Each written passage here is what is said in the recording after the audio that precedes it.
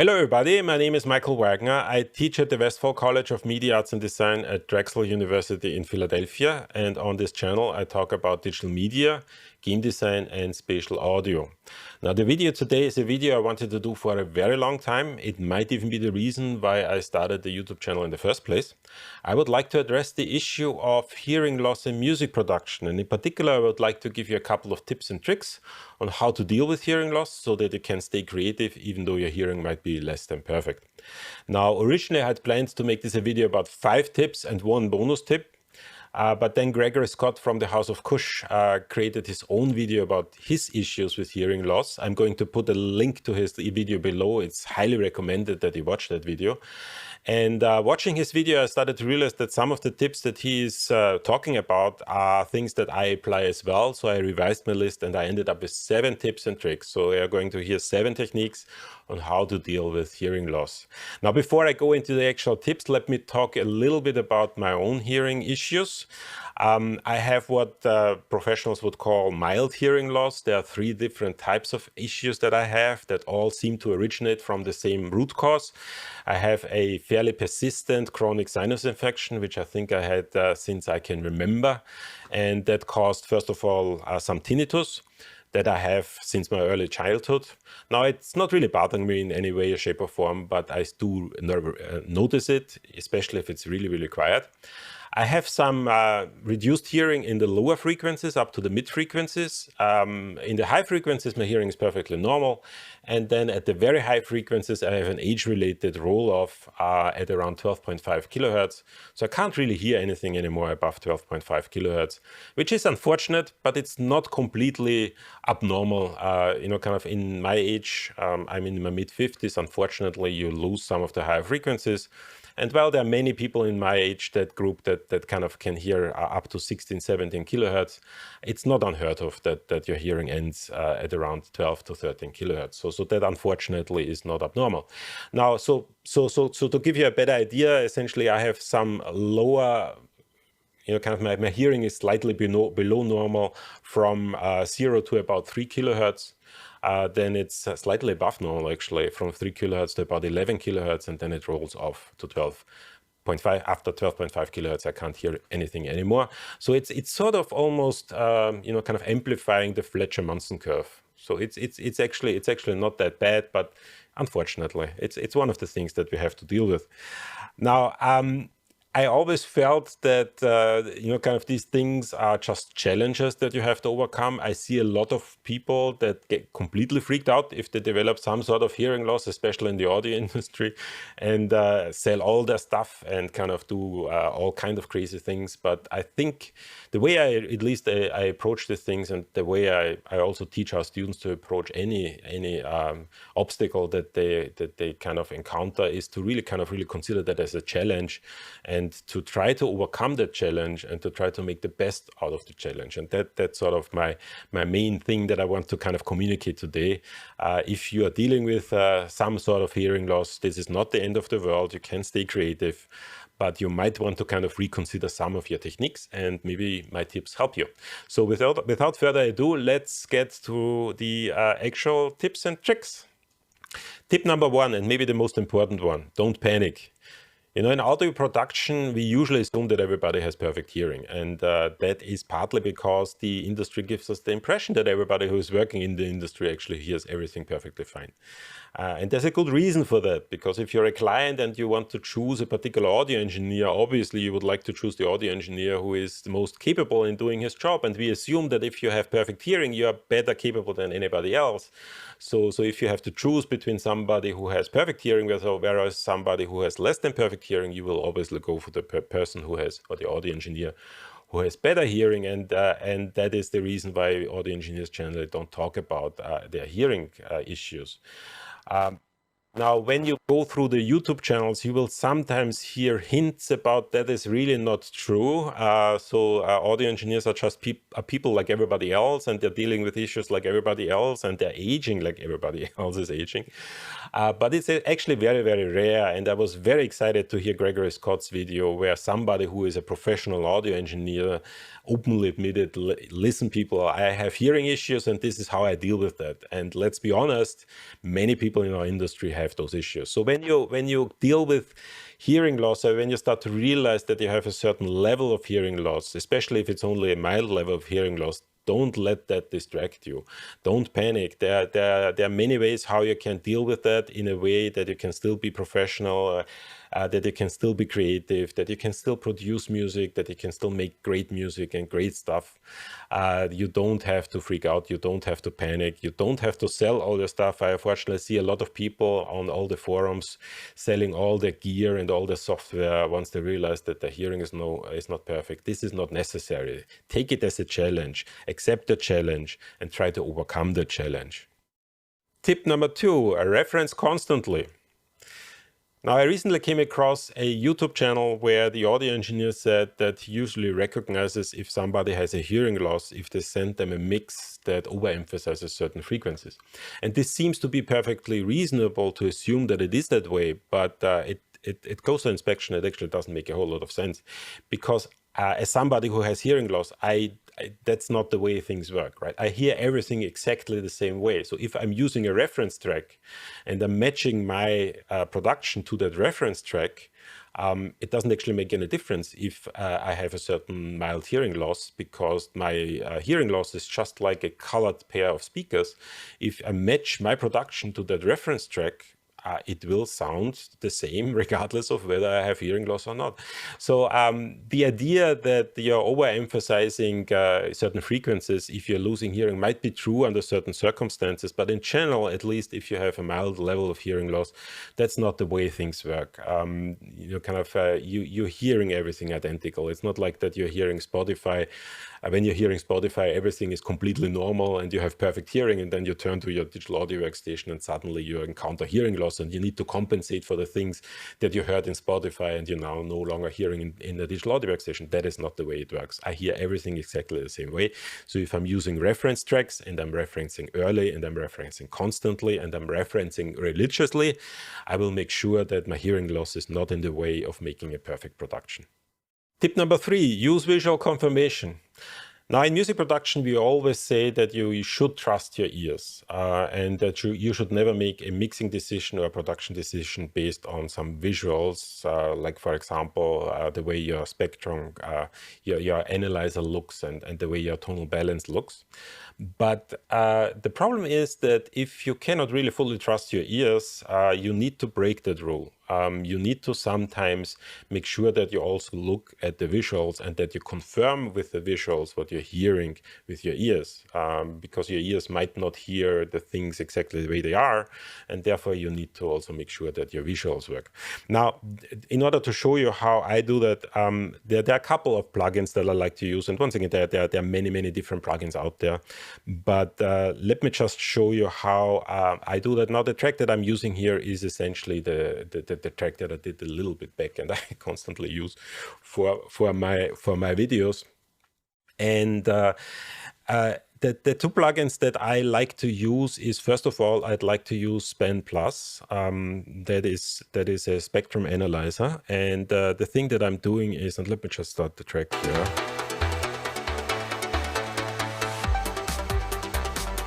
So I'd like to make sure that the master view kind of follows the way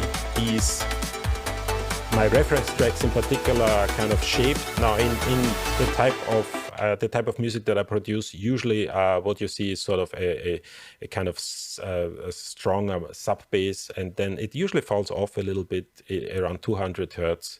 And then essentially everything else is slightly flat. Maybe it goes up a little bit in the higher frequencies.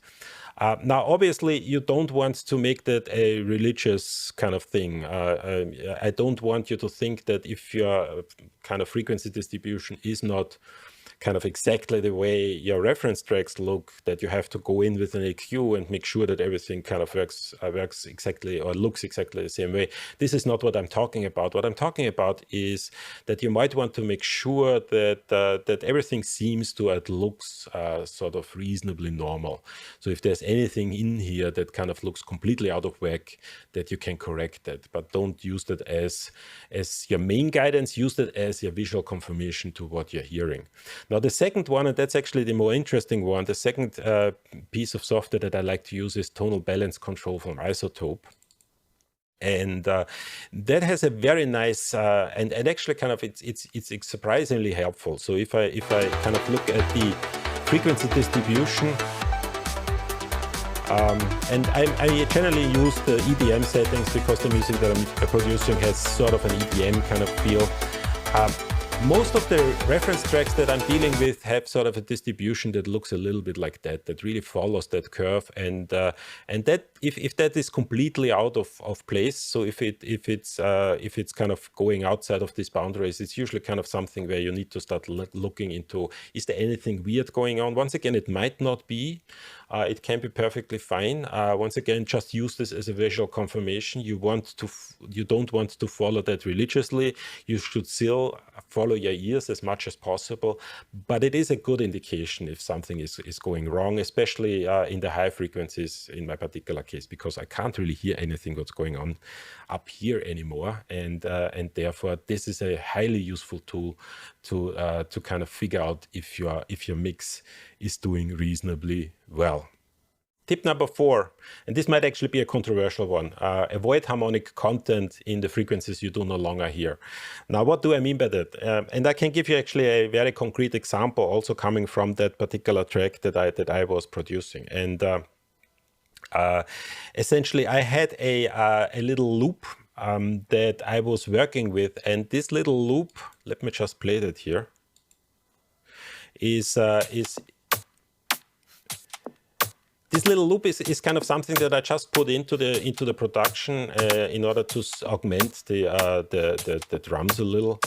And what it actually turns out that, and I didn't notice that at the time I put it in, is that this loop has a very strong resonance peak at around 14 kilohertz. Now that is an issue for me because I cannot hear anything above 12.5 kilohertz. So if I would kind of dig down, it would actually turn out that the reason that it looks like that is because of one of the percussive instruments has a resonance peak at around two. It has two resonance peaks, one at 13.5 and one higher up, and that sort of gives this slightly kind of elevated kind of resonance here, and the way I used it actually kind of even aggravated that problem. So it became much more dominant in the end production, that I couldn't hear it because it was outside of my hearing range.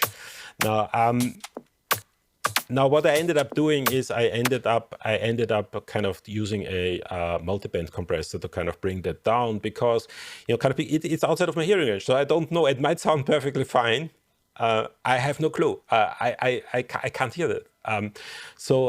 It could be perfectly fine, but it could also be something that kind of scares all the teenagers away. I simply do not know. And if you are encountering a situation like that, where you have something going on in the frequency range that you can no longer hear, it's better to just kind of deal with that and kind of make sure that are kind of siding on the safe side in order to kind of make sure that it sounds reasonable. Okay, so what I decided to do, once again, I decided to apply a multiband compressor and bring that down.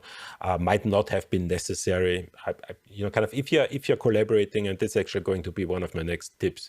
If you're working with somebody else, that somebody might help you is to figure out if that's actually something that you need to be concerned about. But if you're working alone, that might be your only option. So one of the things that I started doing is really trying to avoid any harmonic content in frequencies above 12.5 kilohertz. Tip number 5, and this is actually the tip I borrowed from Gregory Scott, because he talked about it, and I actually did the same thing, but I just didn't realize why I did that. And that is, kind of, especially if your hearing is out of balance and you're hearing on one ear differently than on another,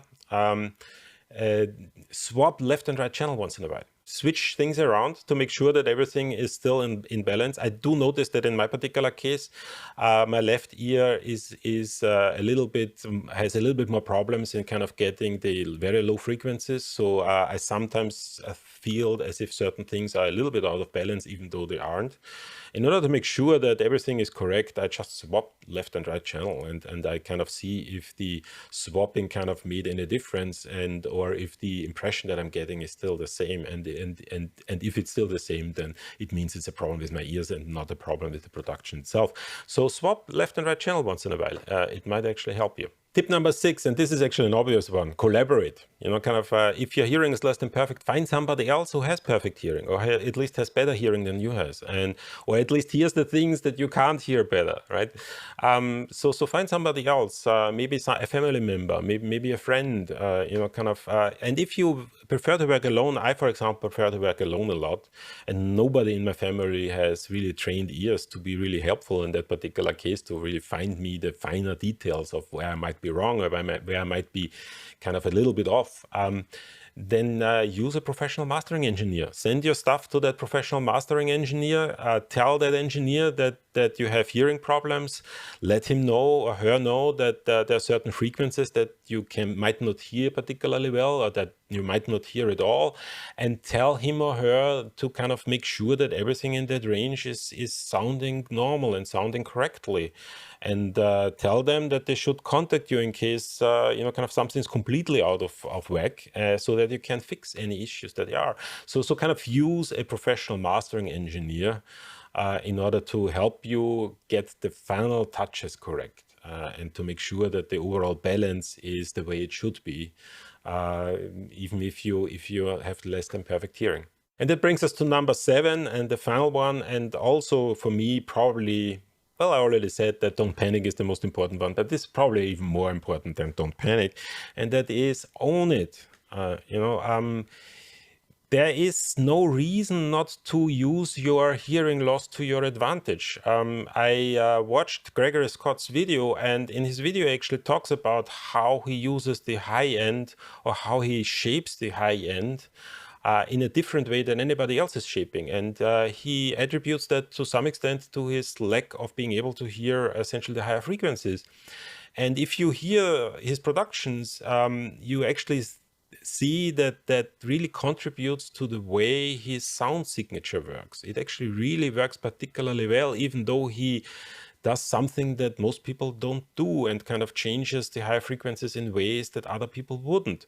So if you have certain colored ears, let's call it not hearing loss, let's call it the ears are colored, use that color that you have in your ears in order to develop your own sound, and use that to your advantage. Now, I personally come from a computer science background, and the way we would usually kind of say that is essentially, don't think of it as a bug, think of it as a feature, and use it to your advantage. And maybe that's the one thing that makes your sound stand out, and then other people might like it the way that you created that way. So don't try to be like everybody else. Try to really use what you have to your advantage, and own the type of ears that you have, own the sound, own your own sound that you can perceive and that you can create. Now, this is everything I wanted to say today. If you enjoyed that video, please consider subscribing, and also do all the things that people do on YouTube, like, kind of hit the bell or whatever. I'm probably going to do more of these videos in the future, videos that are talking a little bit more of general purpose questions, things that are kind of a little bit more for a broader audience instead of the very specialized tutorials that I did in the past. So if you like that type of content, please let me know. And other than that, see you at the next video.